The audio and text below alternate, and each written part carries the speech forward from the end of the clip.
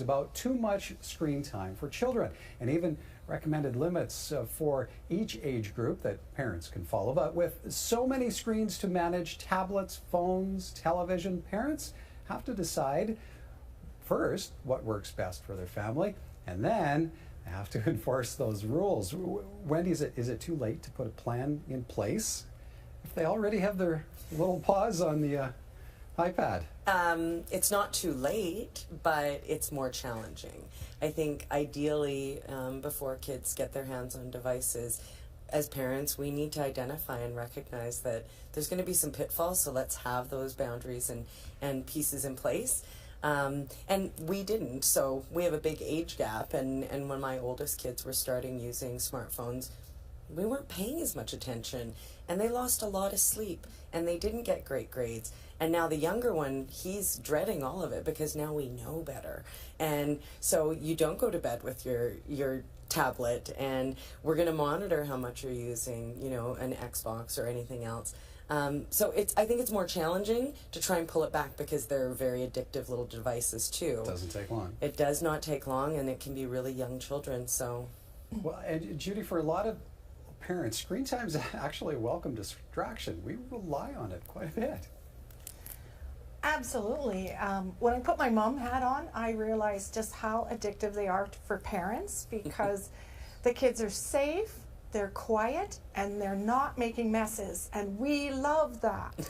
But my professional hat says that it's not good for them.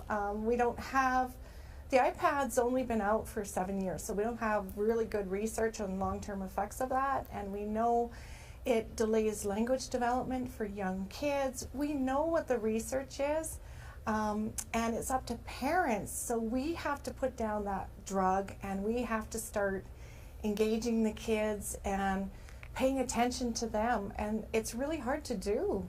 Well, and Diane, if we let it get away from us, what are the risks? What else can we add to that list that Judy started there?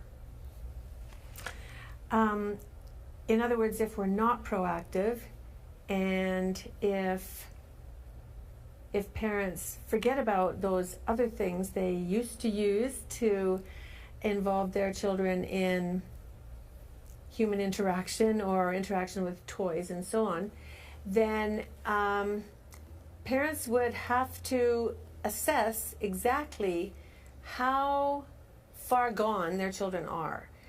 Because if it is at the point where they are getting angry when they are told to leave or asked to leave, if they are losing sleep over it, then parents are really going to have to sit down and talk to them.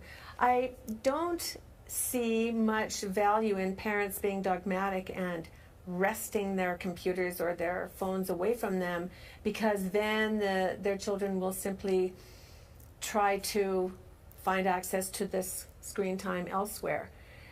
And if the children have talked to their parents about what the risks are and the knowledge that the parents have gained, then they're more likely to buy into the trying to reduce their screen time.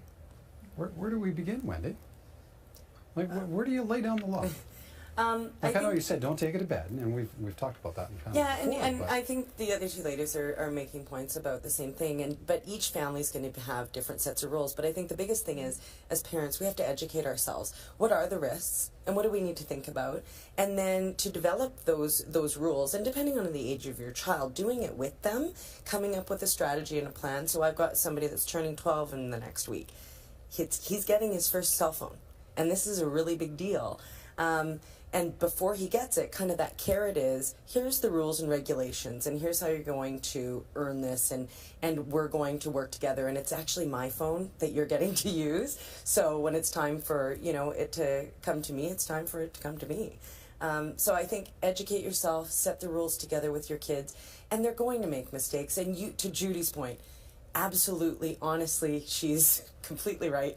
It's sometimes a godsend to have your child quiet and looking at a device, but we do need to be the parent in the situation to be able to pull it back. So having the rules, and then when they make a mistake or we ignore and we forget, We just have to start a new day the next day and have that discussion to start over. Judy, how close do we have to actually watch them, though? Or do you give them some flexibility in those rules?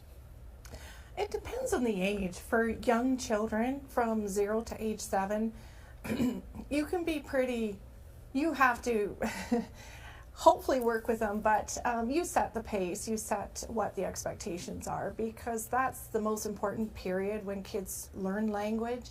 That's their social and emotional development. As kids get older, sit down, talk with them, come up with some family rules, and those rules involve parents too. Like, parents can follow them too, kids can follow them, that kind of thing.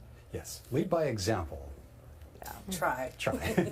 All right, time for a break. But when we come back, how should you address bullying with your children? And how ready are you to be graded as a parent? More with our panel in a moment.